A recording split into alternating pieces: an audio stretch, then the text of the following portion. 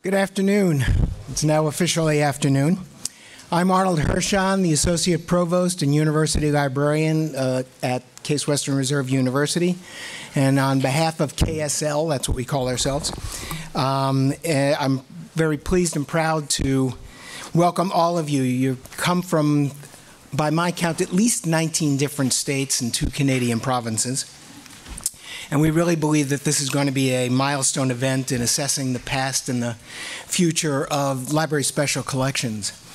As to the genesis of this program, my co-collaborator and co-conspirator in all of this, Bob Jackson, who is our distinguished visiting scholar and our first distinguished visiting scholar at Kelvin Smith Library. Bob and I had a conversation, and much like Mickey and Judy putting on a show in the barn, Bob said, you know, it would be really interesting to have a program about special collections and have it be a national program. And I said, fine, let's do it. And that's how you all got here. So we're very, very happy that you thought that this was a good idea and came from so many places to do it. While you're here, I certainly hope that you will be able to enjoy not only the things that we have on display in this building, including up the hall to our in our special collections and archives and our gallery spaces downstairs, but also the many wonderful cultural institutions that we have in the university circle across the street, the Cleveland Museum of Art, the Botanical Gardens, the Natural History Museum, and of course this evening we'll be dining at the Western Reserve Historical Society, which is one of the great gems of archives, libraries, and museums, not just in Cleveland and Northeast Ohio, but in the country. I'd also point out the illustrations that are behind me and on that wall and on the first floor in the art gallery. That was produced by Cleveland Institute of Art students, illustration students. CIA is literally across the street from us. It was part of their Alice project.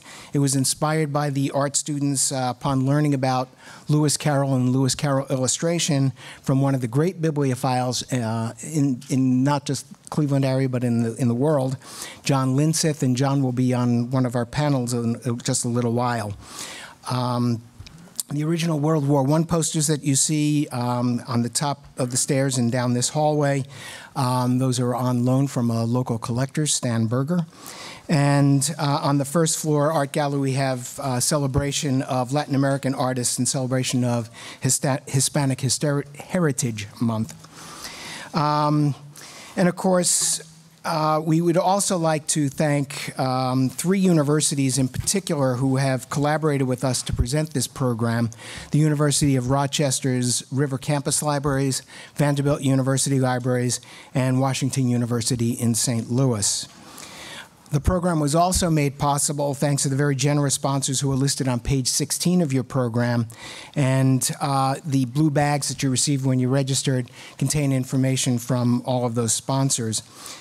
And I would ask now if any of our sponsors are in attendance, if you could please stand and be recognized and be thanked. Thank you.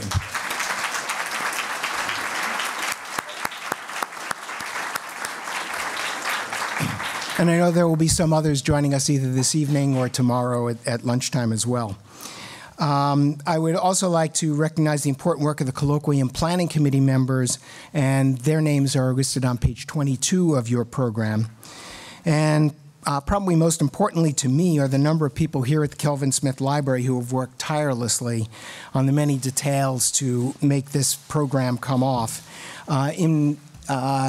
Certainly deserving of very special recognition are Gina Midlick. Gina, raise your hand. Nothing happens at this library without Gina. If I could clone one individual in the world, it would be Gina. Hannah Levy, where's Hannah? Hannah produced the program and all the materials, the print materials. Angela Sloan works in our office as well. Mark Whipper, our development officer. Melissa Hubbard, whom many of you know as our head of special collections and archives, and the members of Melissa's team, including Nora Blackman, Helen Conger, Charlene Gupkin, and Jill Tatum. There are a number of other staff members also who have been working on this program. And on the name badges, if you see a little dot, those are the people who work here. So if you have questions or if you need assistance, find somebody who's got a dotted badge. I would ask, by the way, tomorrow, please wear your badge as you come into the building. That way you don't have to go through our welcome desk to show your ID at the door. We are recording this, video recording it, and this is going to be made available on a YouTube channel, I hope within the next few weeks. And we will let you know, as registrants, we'll let you know as soon as those videos are available. We will also be making the slides available via our website, and those should be available even sooner than the videos. For those who, we always like to test people's geographic finding skills in this building. When I arrived here 4 years ago, there were literally no directional signs in the building. They thought it would be nice if it was subtle. I said subtle and non-existent are not the same thing. The restrooms, if you go towards this wall and around the back of that wall, you will find the restrooms. There are restrooms located in a similar location on the 3rd floor and the 1st floor. The break food and the lunch today that you already had and lunch tomorrow will be served in the Dampier room, which is that first room down the hall. Dinner will be at the Western Reserve Historical Society. That's a 12-minute walk up the street according to Google. I can do it in 10. We will also have van service in case you don't want to walk or it's raining. And I'll provide more information about how to get up to dinner, whether you're walking or vanning. I'll do that at the end of today's presentations. I'd also ask you, please don't leave personal belongings at the table unless you're leaving with someone you trust. This is an open library. There are people from both the campus community and the general community. And yes, just like every other library, things do get stolen. We do want to make this a very interactive event and to make this colloquium your colloquium. And the inside cover of your program has some suggestions as at least a few ways of doing this. There's a Twitter hashtag that you can use. And it was on the screen, but now it's not. But it's hashtag, well, you'll find it in the program. There are pens and Post-it notes on every table. What we would like you to do, you will find whiteboards around the room. If you have a thought, a reaction, an idea, whatever it is, and you're not a Twitterer typer, just slap it on the wall. We're going to be sharing those and making those all available as well. And we'll collect them throughout the colloquium. And we're leaving time during every session for you not just to ask questions, but to challenge our speakers. I only ask that you do 3 things. One, make sure that you go to one of the 3 microphones that's on the floor. When you ask a question, because we are recording this, and you may think you have a booming voice, but this is a big space and people won't hear you unless you use the microphone. And when you go to the microphone, please give your name and what institution or organization you're associated with. And please keep your questions and comments relatively brief so that everybody has a chance to participate. We know that you're going to want to continue the discussion during the breaks as well and during the meals. Just one format thing about the program, rather than going through lots of introductions with lots of the speakers, you have all their bios in the program, so we're not going to repeat lots of bio information. And basically, this is going to be a relay race. Sarah will be the first speaker. When Sarah's done, she's going to introduce Alice. Alice will then come up, and we're just going to continue that. So rather than somebody coming up and doing all the introductions, moving on to the next thing. So there may be a little bit of time that we need to take just for them to pass microphones and so forth, but it'll work better, this way. So that's one way they're streamlining the program, and we hope to find other ways to streamline future programs. If you're interested in digital scholarship, by the way, we have another colloquium on digital scholarship coming up on November 7th and 8th in this very same space. So, and yes, we have to take all the tables out and bring everything back in 3 weeks from now. So it's now my pleasure to introduce the co-developer of the program and our first distinguished visiting scholar, Bob Jackson, so that he can extend his welcomes as well. Bob.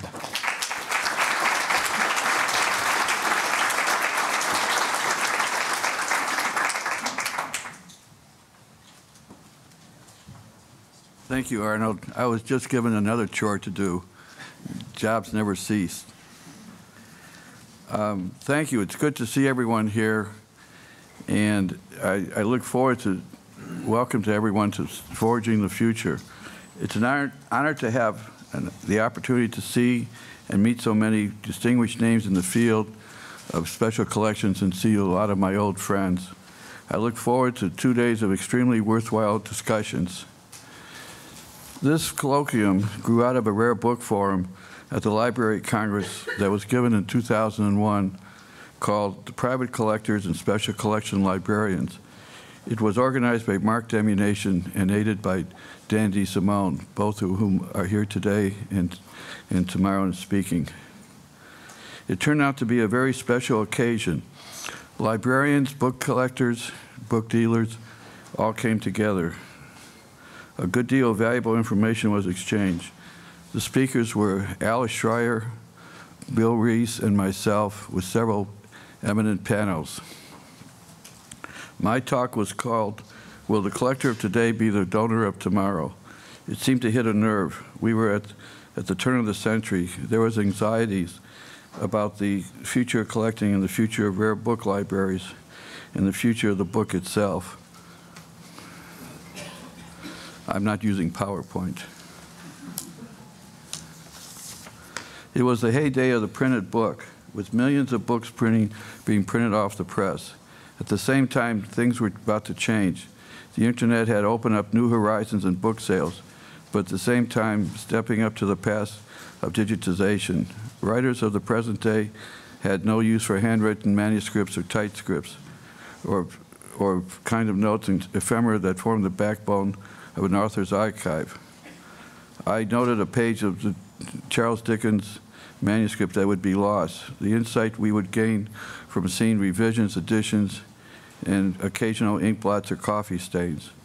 The field of book collecting had changed drastically in the recent years. Book collectors were younger, more heterogeneous, and less clubby than their predecessors.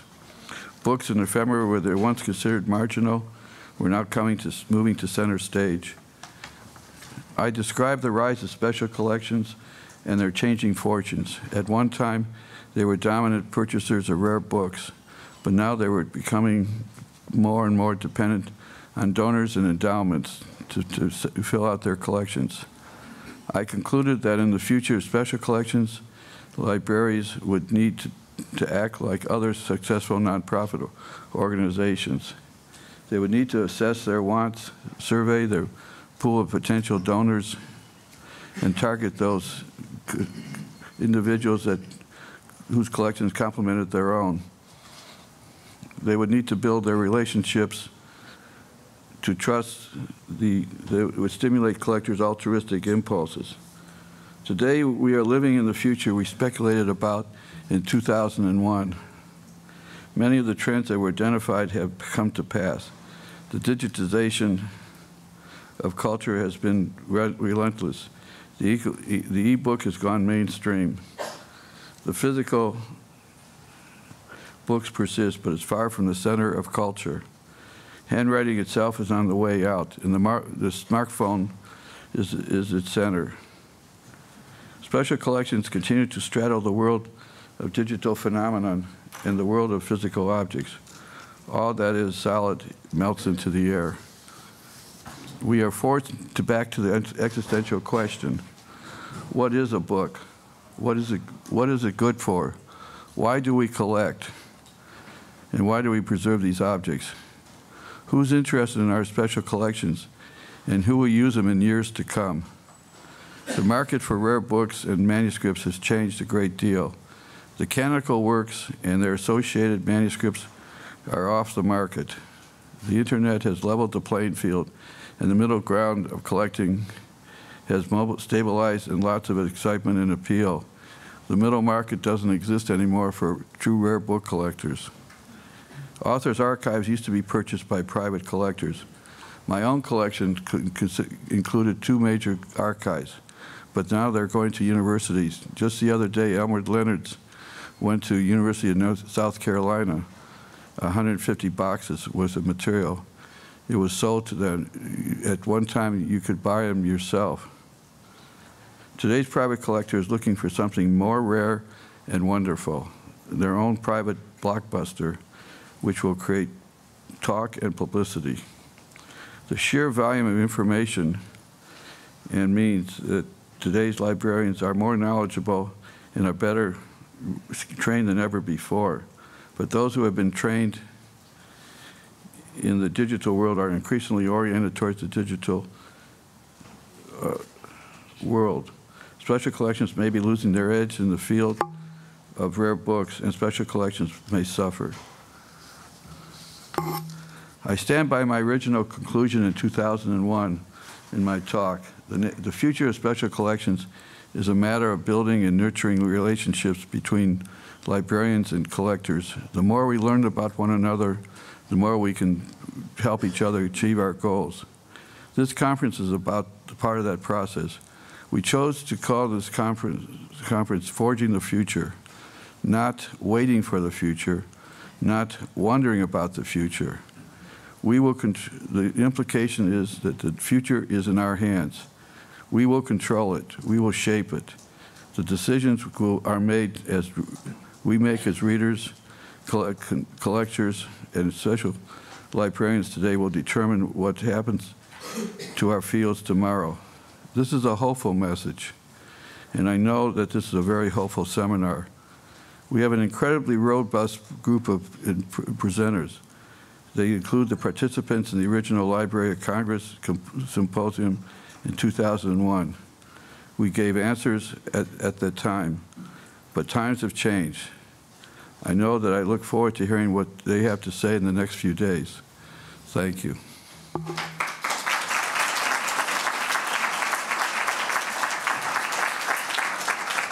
At this time, I would like to turn the program over to our opening keynote speaker, Sarah Thomas, Vice President of the Harvard Library, the Roy E. Larsen Librarian of Harvard College, whose talk is entitled From Siberia to Shangri-La, Changing the Perspectives of Our Special Collections, on Our Special Collections. Sarah?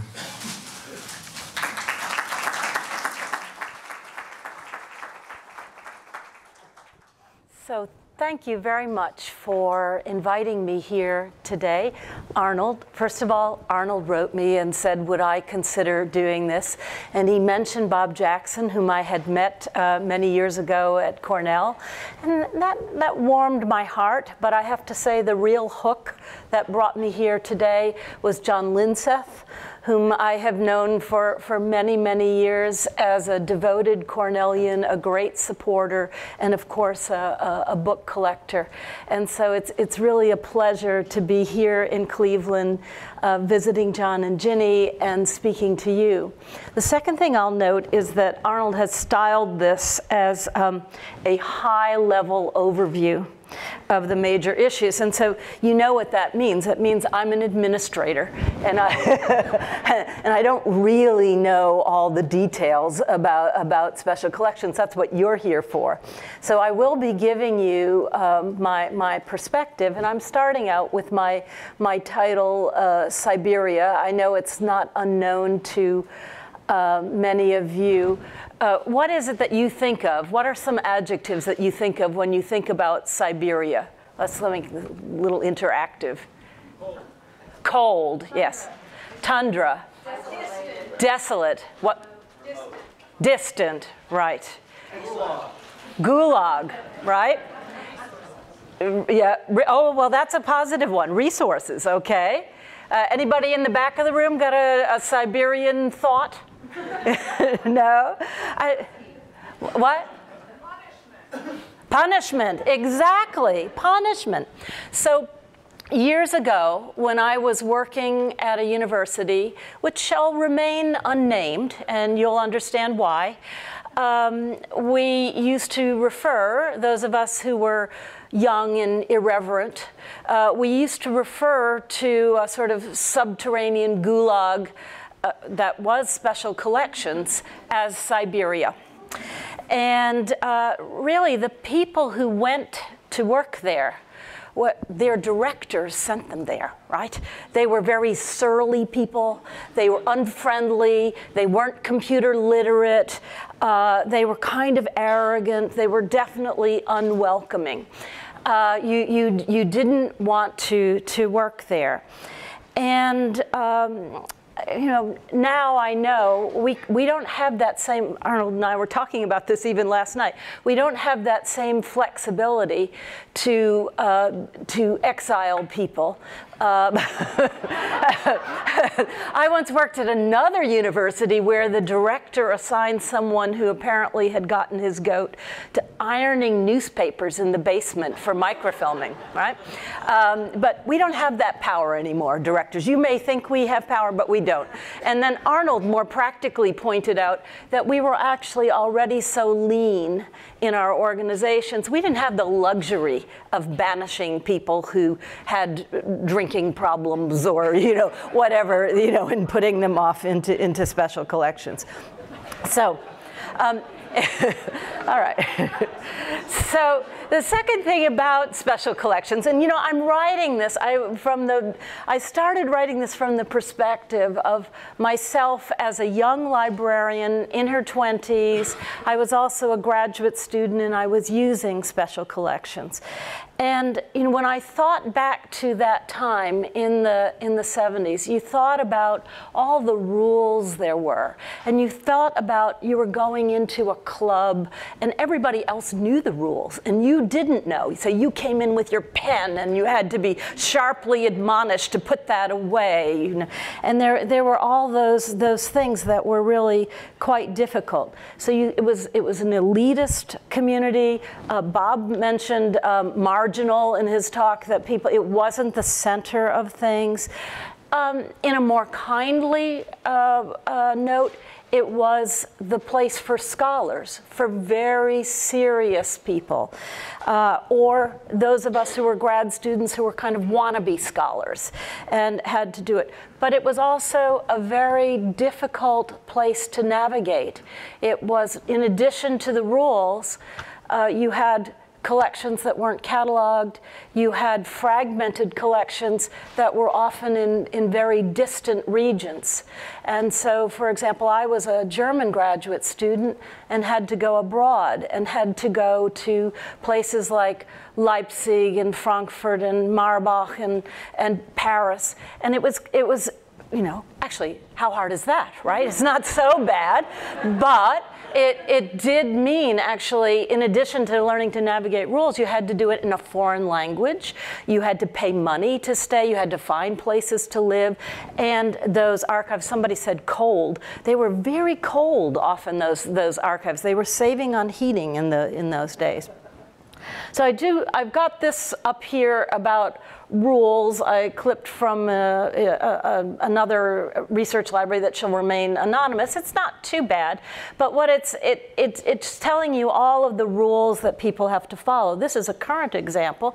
And then I did go to Virginia and look at their website, and you notice in the Albert Small Library, it's a much more kind of welcoming situation. So I'd like to visit special collections. What do I need to know? We welcome your visit to special collections. They never said that to me in the 70s when I was there. And the other thing that I think we've experienced is this kind of white glove treatment. Even today, we see images of curators holding things with white gloves, even though we know the dexterity of the fingers and the human skin is really going to be, for most materials, a more desirable way of handling the material. But I think people latched onto this white glove attitude because it showed, you know, how precious special materials were.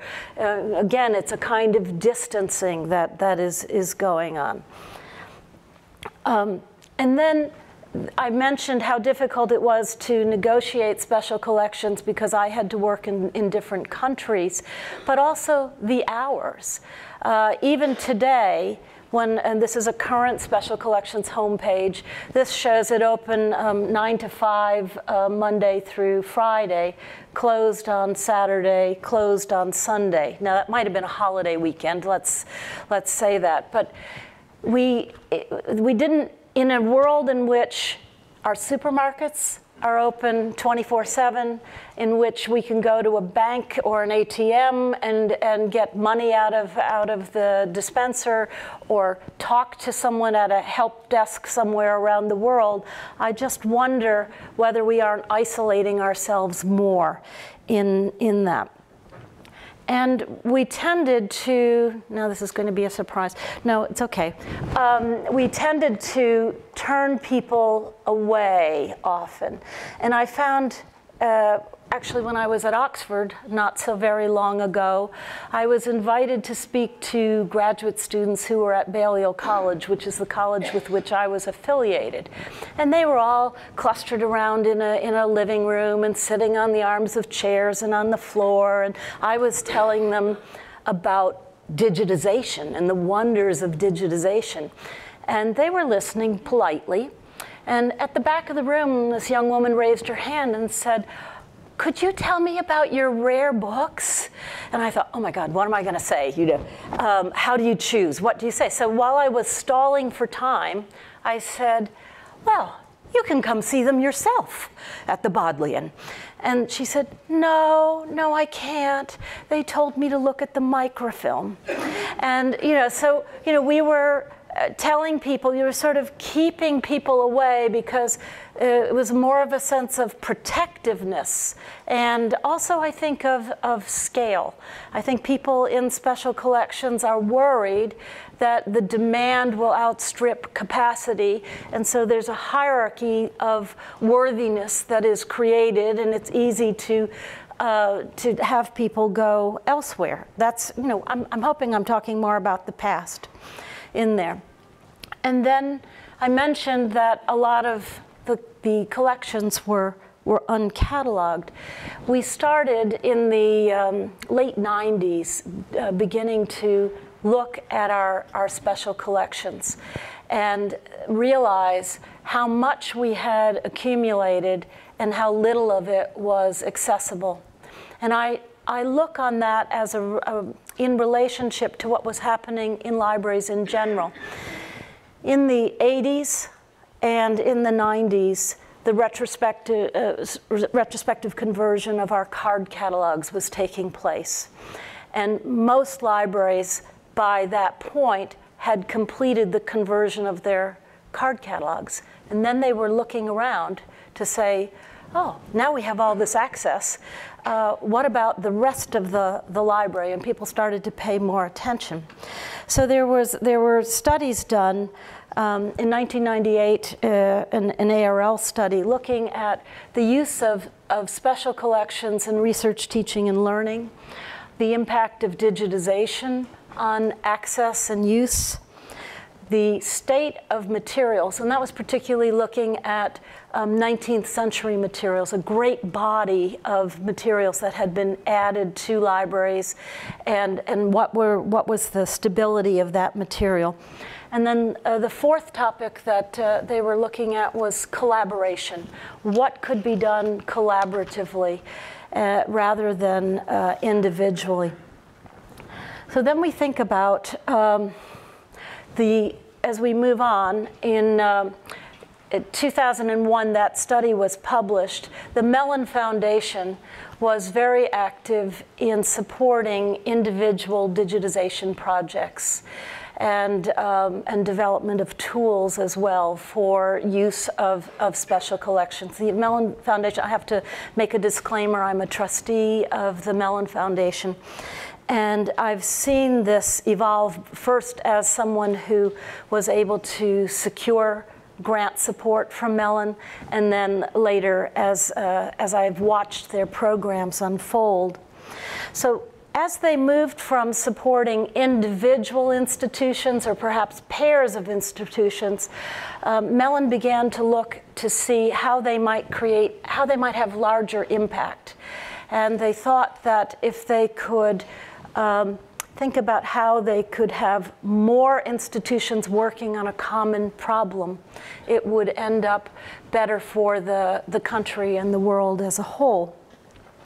So one of the things they did was to support, through the Council on, Council on Library and Information Resources, a granting program. And overall, that program, which has been in existence for 7 years and is about to finish this year, will have invested $23.7 million, I think, in projects. That project focused on how they could unhide, how they could open collections, but how they could think about new ways of using collections, processing collections. So one of the things that is evident in the grants, the many grants that they've made, is the so-called more product, less process, which I love in terms of the, when I was a director of the program for cooperative cataloging, when I was at the Library of Congress, and we had that, my colleague Brian Schottlander at UC San Diego had this more, better, faster, cheaper kind of thing that we were doing, and this seems to me to be the special collections version of that we're trying to think about that. So these projects looked at that. So workflows, how could one actually move materials through? Then how could we involve others beyond the professional librarian or the professional archivist? So you could get scholars involved in describing materials, in providing access to material. You could involve students in the processing of materials.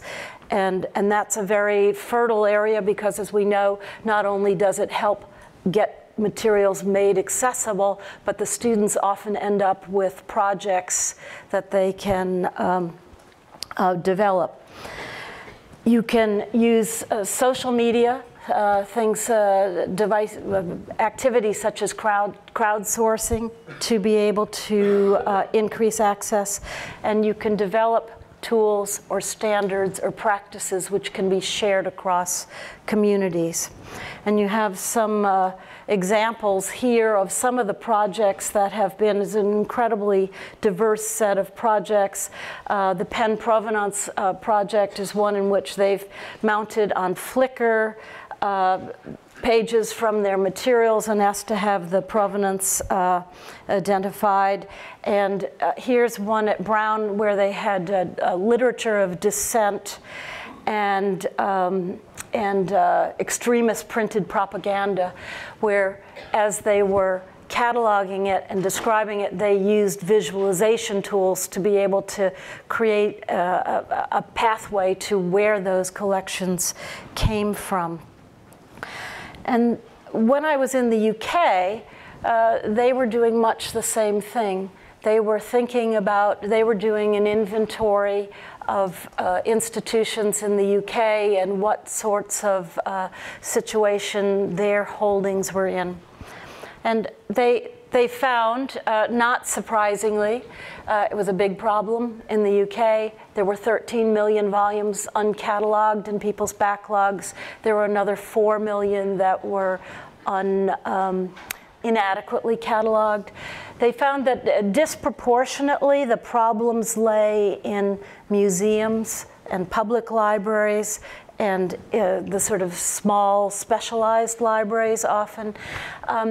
And I think that's actually a very important aspect for us to think about.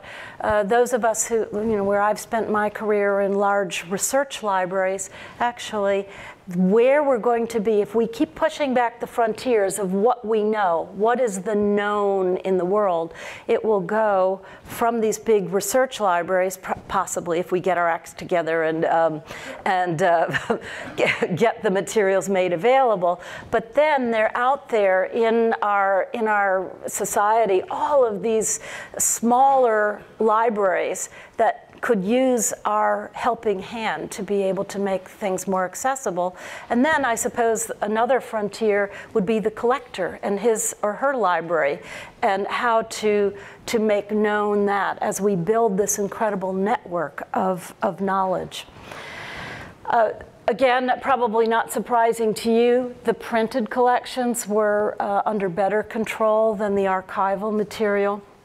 And they found, of course, that we weren't able to keep up with what we were receiving. And in fact, the volume right now of materials in the 21st century that are coming from the late 20th century is such that can be quite staggering. One tended to process first the easier materials, and so you had the English materials under better control than foreign language materials. You had book and manuscript material under better control than maps or scores or other archival material.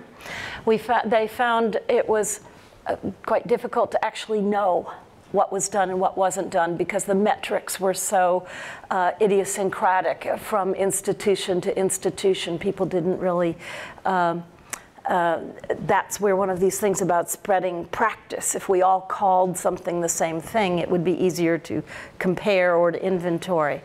And people were tackling this as a problem. They had retrospective cataloging projects underway, but the scale was well beyond the capacity, the existing capacity.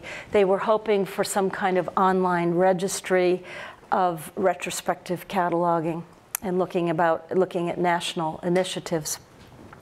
And now I want to move, though, to a discussion of asking us, does it scale?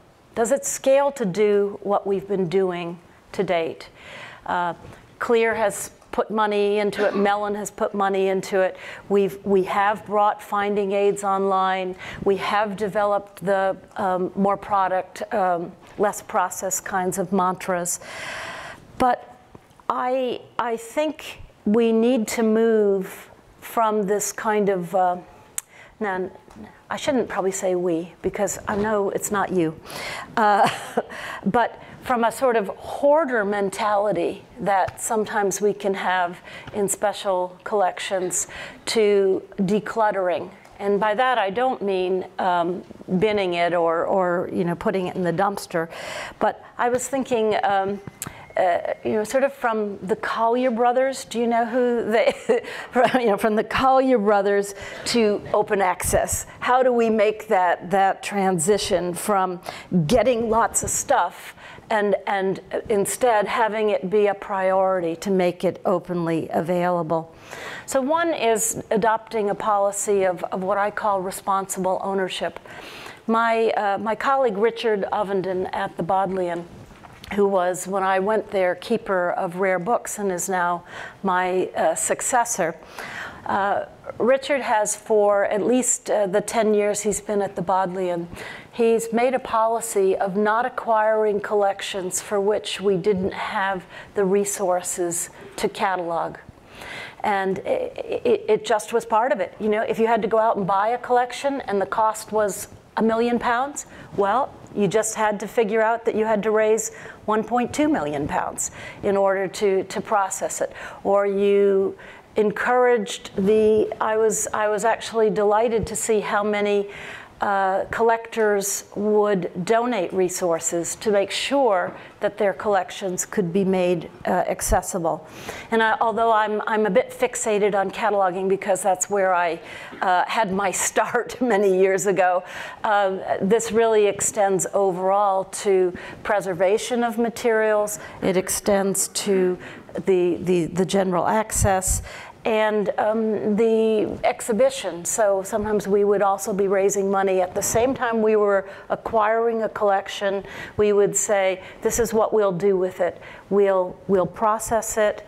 We'll be able to provide support. We might be looking for support for a curator of that collection, and we would often have an exhibition associated with it, and we would digitize it. And I think the more you build that into the norm, rather than the exception, the more likely it is to happen. So then I came to Harvard, and I was intrigued to hear the director of the Schlesinger Library at the Radcliffe Institute for Advanced Study talking about a project. I think she was incredibly courageous to do this. Basically, she got a little bit of extra money from Radcliffe, and she developed this Maximum Access Project. And the Maximum Access Project was basically, let's get rid of our backlogs. And she had 5 years, and she said, I want you, these are the resources we have. Figure out how to do it. Here's a target, get it done. And so it was cutting your pattern to the cloth. It was doing things differentially, so that based on the particular value of a collection or parts of a collection, so it wasn't having everything receive the same treatment. And the kinds of things that were made available, the papers of Lamaze, the papers of the National Abortion Rights Action League, the Fishermen's Wives of Gloucester, Lesbians with Cancer, Women in the Republican Party, Holly Near the singer, Cher Height, the sex expert. You know, such diversity. Wouldn't it be scandalous if that were lost, if that were not made available for people? And I also thought Marilyn was extremely clever at describing it as a maximum access project. We've been having discussions at Harvard about how to scale our work, our resources to the work we have. And people are worried about loss of quality. And so she didn't call it a minimal level cataloging project for archives. She called it maximum access. And I think this is part of this shift that we're seeing from the past, which was more closed, more protective of material, to thinking, oh, but access is really important. I'm not telling you anything new, but I just think I'm struck by that in this project. And I think it was courageous. Not everybody knew how to handle it, but they've just celebrated in 2013 the completion of that, and did an extraordinary amount of material. All right, so another thing, and this is similar to some of the CLEAR projects, perhaps, where we've been looking at yeah, I'm just checking my clock. I'm okay? All right. We've been looking at new ways of cataloging things. I was able to go to Google and get some funding for an experimental project which we called What's the Score at the Bodleian? And my idea was that music cataloging was a very time-consuming task, and I was enamored of crowdsourcing, and I thought, okay, we'll put up these scores, and they'll be cataloged in 10 minutes by 150,000 music aficionados around the world. You know, every opera buff is going to want to come and come online and help us do this. But of course, you know, I'm speaking to you as an administrator. I can have these bright ideas, but I can't execute them by myself because I have other things I'm supposed to be doing. So our curator of music, who's a wonderful man, and extremely knowledgeable, but did come out of a cataloging environment, the very subtle shift in the way this developed was that essentially to do this crowdsourcing, you had to read a lot of guidelines, and you had to contribute fields, and it was as if we were trying to turn this universe of music lovers into catalogers. And I wouldn't say that's a recipe for success. So I will have to tell you, and also I was imagining in my sort of Philistine way that what we would be cataloging would be Mozart and Beethoven and, you know, all these things. But no, of course, you know, I think he was protective about not letting other people mess around with their records.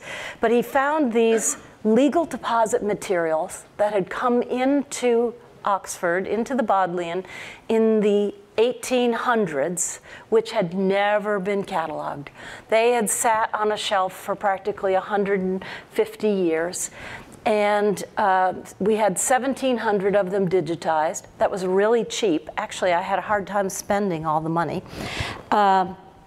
And in 3 years, I checked the statistics a couple weeks ago, of the, I'm just having to think, 1,700 of them have been cataloged or have been made accessible. So what was really interesting about the project, outside of what I learned about crowdsourcing, wasn't so easy. You had to be more deft about it than we were. I suppose one thing to learn is, before, there were 0 of these scores available. Now there are 1,700. It's good. We're 43% of the way there. But also, as a music cataloger, they didn't care about, say, the graphic design on the cover. But now, that's something that's accessible for people to learn about. So there were quite a few things that were interesting about the project. I think it was a high learning curve for all of us, but I wouldn't abandon hope, because I was listening to National Public Radio a few weeks ago and heard about the Smithsonian and its National Transcription Center. And they're taking field notes and diaries and other manuscript material. It's available online. They have very simple guidelines. They're not asking anybody to do anything sophisticated with it. They're just asking you to read the text and write down what you see. And they also are much more motivational than we were at the Bodleian. So there's kind of this Twitter feed running down the side, or a little running column that says, well done, Ox 07, or something, that they give you some encouragement, and they have all these bars that tell you how far things have been progressed. And I tried it. It was actually quite hard. I had a hard time doing the transcription, but it's getting done, and they had done a lot more in a year than we had done in 3 years on our score. So I think that's a very promising way to look at it. And when you think about that, again, this idea that we're never going to be able to do it by our lonesome. We are going to need to enlist a larger army of people. So then thinking about, I'm going to skip those two. All right. I don't know if I want to talk about this. Yes, I will. Just to say, maybe in that theme, so that's a theme of how people in the crowds can help us. This is a theme of how we can help the crowds. And at Harvard this week, maybe tomorrow, there is a Wikipedia editathon where people are learning how to upload material into Wikipedia, how we can enrich it, how we can link to it. I think it will drive traffic to our holdings, and it also enriches a resource which is widely used. This is just an example of that. So, but thinking about more radical things. Doesn't go with this slide. I'm really concerned as I'm at this point in my career about scale and how we really manage to do what we're doing. And I don't believe we can continue to do it the way we have. So if I look back on a lot of our projects in the libraries in which I've worked, I call them boutique projects. They're projects that, they're quite nifty. They're really exciting to show people, but I think we have to connect more. And that is, I loved being in England just to be able to use this word all the time. They'd talk about hoovering up the shelves. And the idea that we didn't spend time selecting things, but we just did much more critical mass. And again, at Harvard, at Radcliffe, Marilyn Dunn is doing a small project in which she's digitizing collections first, then organizing them, and then using Monk, the program, to be able to optical character recognition on handwriting, pattern recognition and machine learning. And she says she's not saving that much time right now in terms of the way they process the material. But what she is finding is those materials can be made accessible to other people. So we're not a barrier in that. And then I think even more radically for us to talk about is I really feel we spend an awful lot of our time in libraries today. We're practically at 2015 doing what was around in the last century. We're still oriented on a late 20th century model. We're very heavily print-based still. If we look at the allocation of our staff across the library, I think that I'm not talking particularly about special collections in this case, but all of our general collections. We have a lot of people handling paper, buying copies of things held by multiple institutions. I think we need much deeper collaboration and much more digitization. I'm looking at our circulation figures at Harvard over the last 10 years. If you look at our ARL statistics in 2003 or so, we said we circulated 2.4 million volumes. Apparently, if you took out the duplication, you know, the renewals or reserves or something, that's about 750,000 volumes. That was 10 years ago. Now we're down to maybe 450,000. That's 20 per undergraduate, the way it works out. Now at Cornell, they did a study, and it was 1 per undergraduate, so that's why we're Harvard, right? But it's, you know, but actually, what it's telling you is more and more the generation is going to what we're making available online. So I think we have to invert our model. We have to think about, for the main part of our collection, being much more digital, the part that is kind of redundant across institutions. And the reason I'm so eager to do that is because it will allow us to direct much more attention to what we have that is unique and rare and special. Now, when I was at the Mellon Foundation in September, I guess, for our most recent board meeting, we were discussing the Hidden Collections Grant. And one of the non-librarians on the Board of Trustees said, "Oh, hidden collections. Will anybody know what that means?" And I said, "Oh no, that's very standard jargon."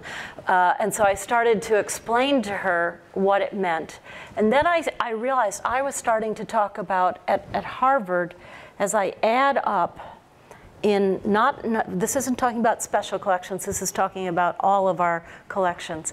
We probably have 140 people working in acquisitions and cataloging. And we have then other people who are working in special collections processing. So maybe 200 people. And I thought, and this is being taped, and I have to give this same talk at Harvard in a couple of weeks. I thought, wow, what's the power of 200 people if we unleashed that, instead of cataloging things that other people are already cataloging elsewhere, we unleash that on making our special collections, our primary sources, accessible to people. So I really think we need to be doing much more in the area of processing, of digitizing, of crowdsourcing, and using automation. Okay.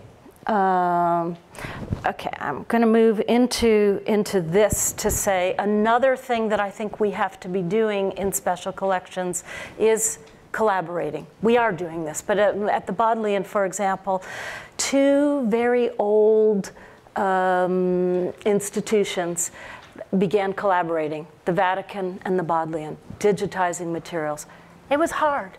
It was hard. The standards, the cultures, all of that, but the potential to expand that is huge. And another one of my very favorite projects was working on the digitization of Queen Victoria's journals. Someone came to me once and said, oh, you know, I'm associated with the royal household, and I think they've got too much stuff at Windsor Castle, and maybe they're thinking of getting rid of it, and you're building a big storage facility, and maybe you could store it. And I thought, I don't think it's very likely that they're going to be getting rid of things. But I got an invitation to go down to Buckingham Palace and talk about this, so of course I did that.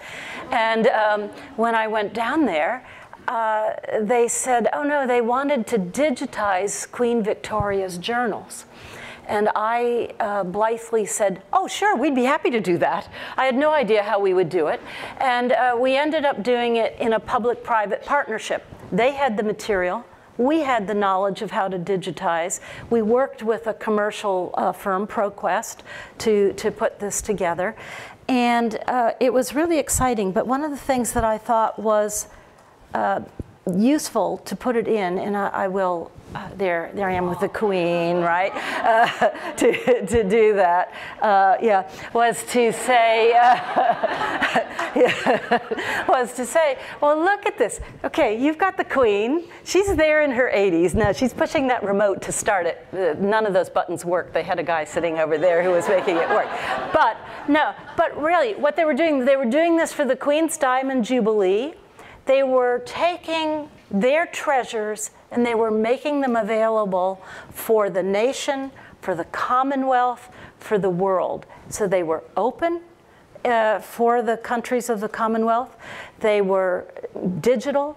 They were making that, they were looking for a public.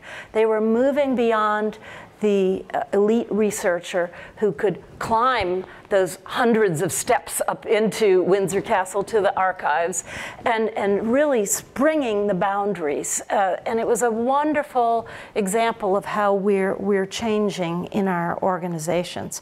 And two of these organizations, you know, well, maybe three, maybe the Bodleian, maybe the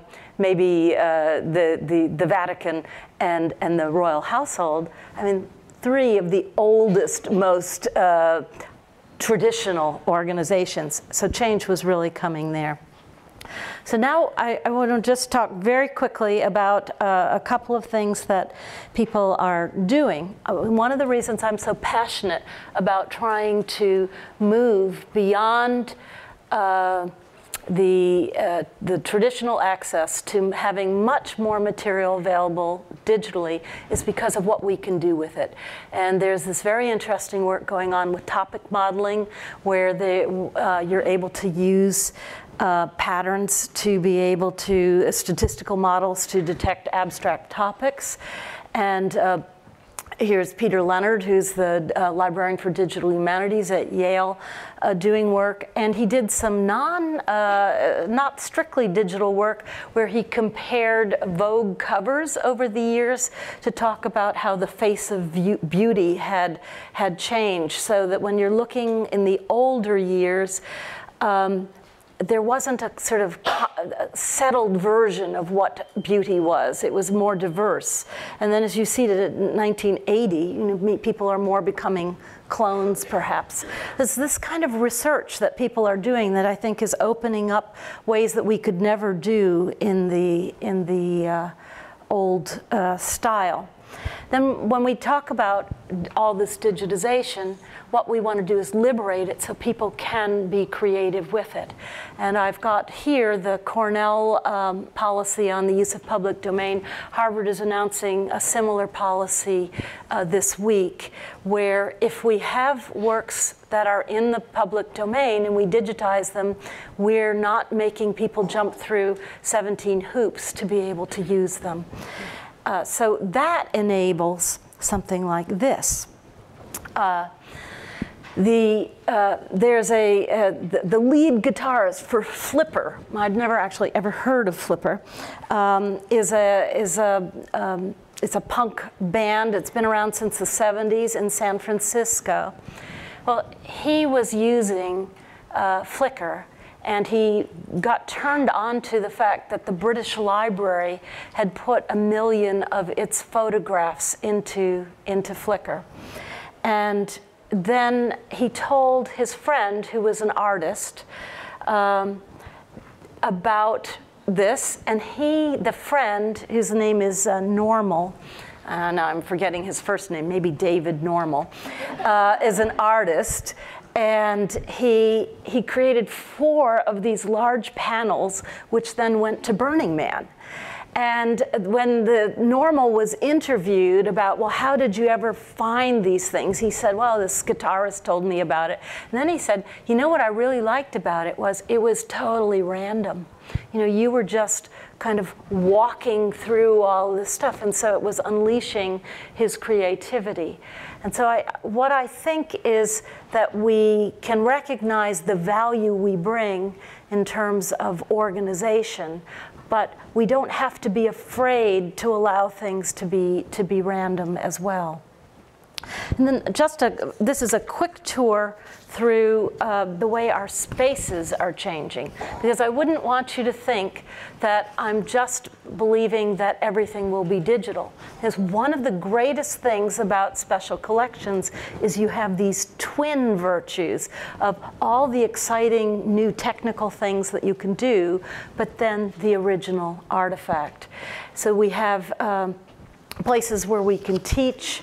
The lower, this is the architect's drawing of the new Bodleian Library, which has just reopened as the Weston Library, but this won't be visible until next March, where they're putting the books as a cue to people that they're in libraries.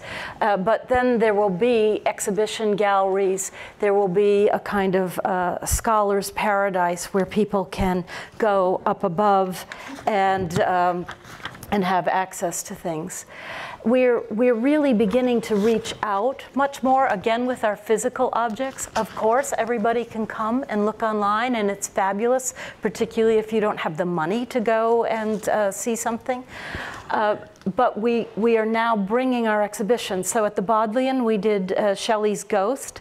And you see this as a kind of, I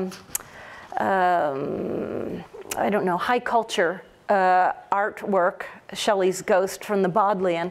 And then I want you to notice, and you might not be able to read this, when it went to the New York Public Library, they have, this is a little tiny poster that the Bodleian had, very discreet up around town. At NYPL on 42nd Street, they've got a big banner and it says, radical, lover, atheist, exile, poet, right? So they're dragging in the person off the street who will come in, but both of these were extremely popular. We're involving our students much more in the curation of exhibitions. We're involving our material much more in teaching. The number of classes is really astronomical. And now we're beginning to reach out. This is Jeffrey Hamburger at Harvard, who is doing a MOOC that will come out in September 15 on the book. And will feature various distinguished people talking about the book. I did just have to throw this in. You know, you still read these silly things. You know, close the libraries and buy everybody an Amazon Kindle and give them an unlimited subscription. Full disclaimer, my son works for an area in Amazon. It's great if people want to buy them, but it's not going to close the libraries because we have stuff that everybody needs. And we're really reaching out to more people. And I just want to say, for Mark's benefit back there, this is the Kroc Library at Cornell. It was opened in 1992, and I think it was incredibly forward-looking because it has an exhibition gallery that everybody can kind of peer into from above, so it's not enclosed. There were seminar rooms around the edges. There were the curator's offices. It was a very wonderful place. And back then, in the 90s, or certainly in the 90s, there were Mark would get these little farm boys in from Trumansburg, and they'd be these stocky little elementary school kids, and he'd shake the slave manacles, and they'd write these touching little notes saying, wow, you know, being in the special collections is really awesome.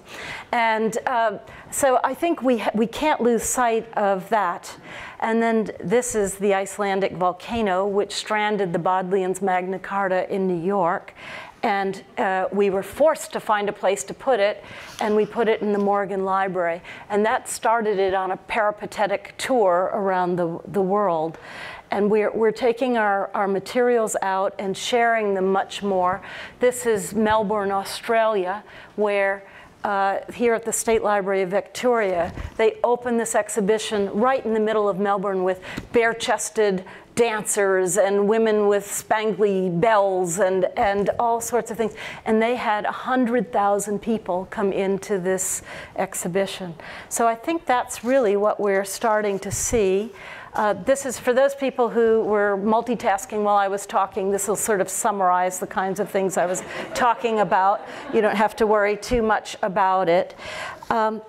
I just want to end by saying that there were lots of topics I wasn't able to talk about here, and I know you'll be talking about collecting and fundraising and relationships with collectors, and probably about new developments in teaching and learning.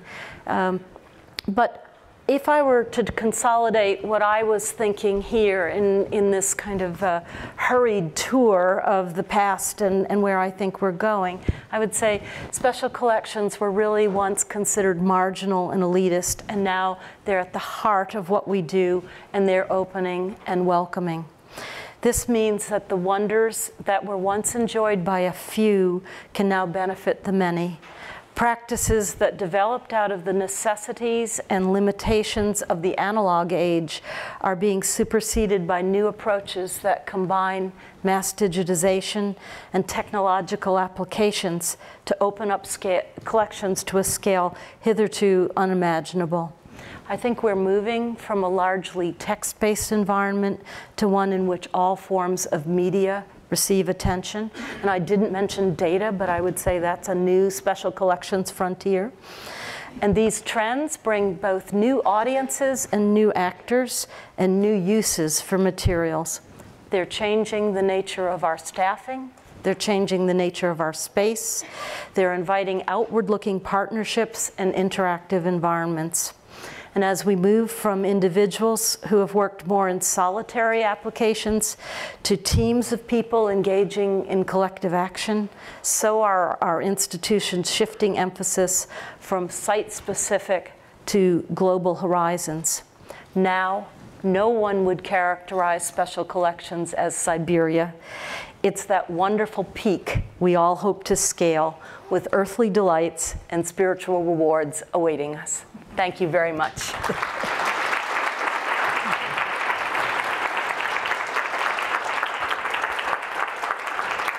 Do I need to go to Alice? Oh, you think I can do a question? All right. I thought maybe I could use up all my time, but all right.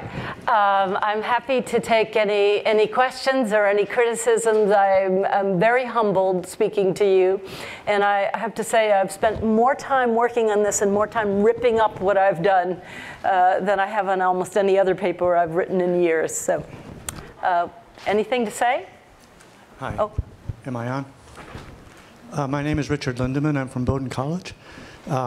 I wouldn't dare challenge you. Not in this crowd, anyway.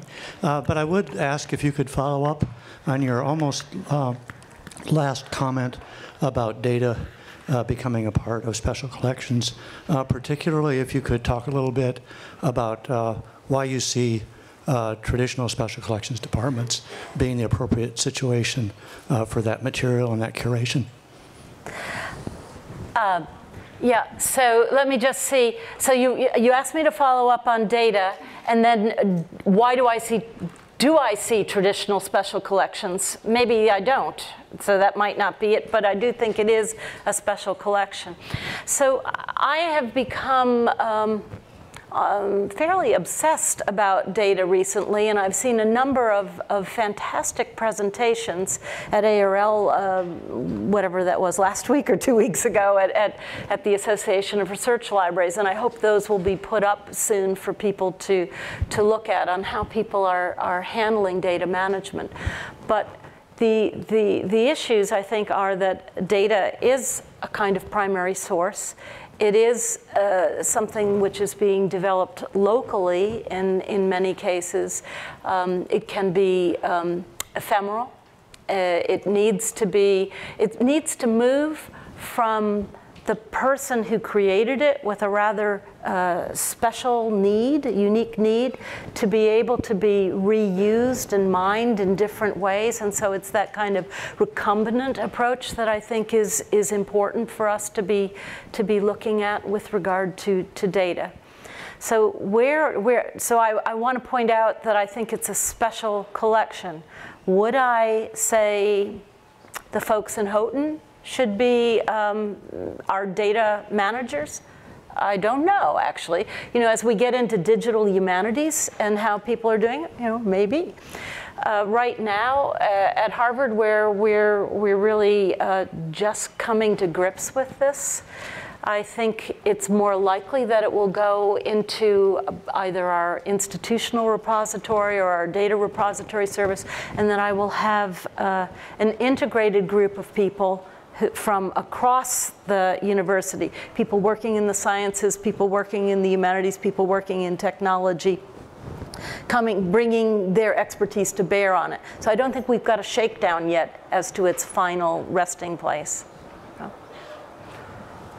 And I guess I would actually say that, you know, maybe we'll never have a single owner. It's nice to have a point person, but more and more I like to think what we're doing is we need to work together in teams because of the complexity of the information resources and the complexity of the environment in which we're working. Okay. Hi, first, thank you. Cynthia Buffington, Philadelphia Rare Books.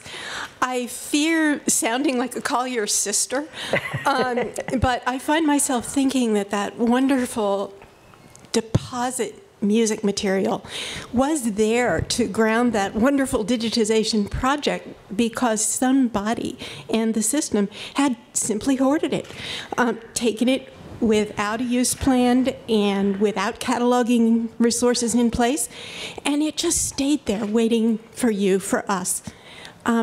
Footnote. Yeah, so in that particular instance, it was a legal deposit, so it was like a copyright deposit, and it was part of our obligation, so we took it and we kind of just shelved it. I agree that we appreciate the fact today things that were undervalued in the past. I think that's a struggle that I'm looking at overall as I head an institution of when do we acquire things just in case they're going to be valuable? How are you prescient about what there will be in the future?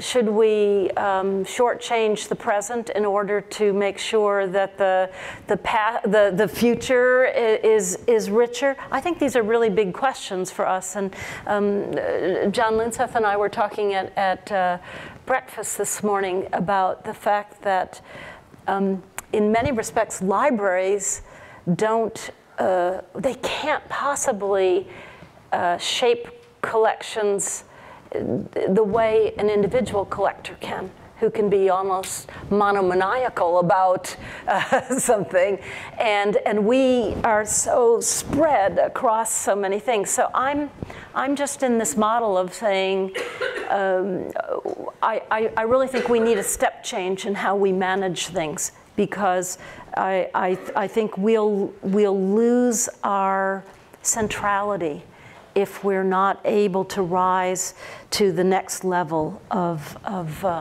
organization and control and access. All right. Maybe it's time for, oh, there's another question, sorry. Thanks. I'm Jenny Lowe from St. Louis University. I was wondering, after the What's the Score at the Bodleian project, if you concluded that cataloging is always too complicated for crowdsourcing, or if you had heard of any other successful cataloging crowdsourcing projects. Oh, that's interesting. I don't think I would conclude that it was always impossible. I haven't concluded that yet. I think we were really cutting our teeth on it. We didn't think about it, and probably I chose something that was I thought was clever, you know, doing the scores, right? But that actually was a very complicated area to try to put in place. Do you know of some? No, but I'm interested in the subject, and if anyone in the room does know of a way to do it successfully, if you could find me during a break, I would love to hear about that. Thanks. Thanks. Oh, here's another one. University of Rochester. I was pleased to hear you cite the Cornell study removing all restrictions, but that's 2009, and that's 5 years ago. And it often seems to me that we're not as far along with licensing issues as maybe we could be. Granted, copyright is a complicated venture, but I wonder if you could say something about orphan works, issues related to known copyright restrictions, and how we as special collections libraries can push the envelope in a useful sort of way in hoovering stuff up and putting it online. Thank you. Yeah, thanks. So I'm grimacing because in my household, where my husband Peter Hurdle is the IP and copyright and specialist for libraries and archives, the division of labor is he does that, and I depend on other people for that. But I have been thinking, we had a symposium at Harvard a few weeks ago on print repositories, and a faculty member stood up and asked the question about orphan works. What were we going to be doing about all this vast array of material that was after 23, but could really be made available?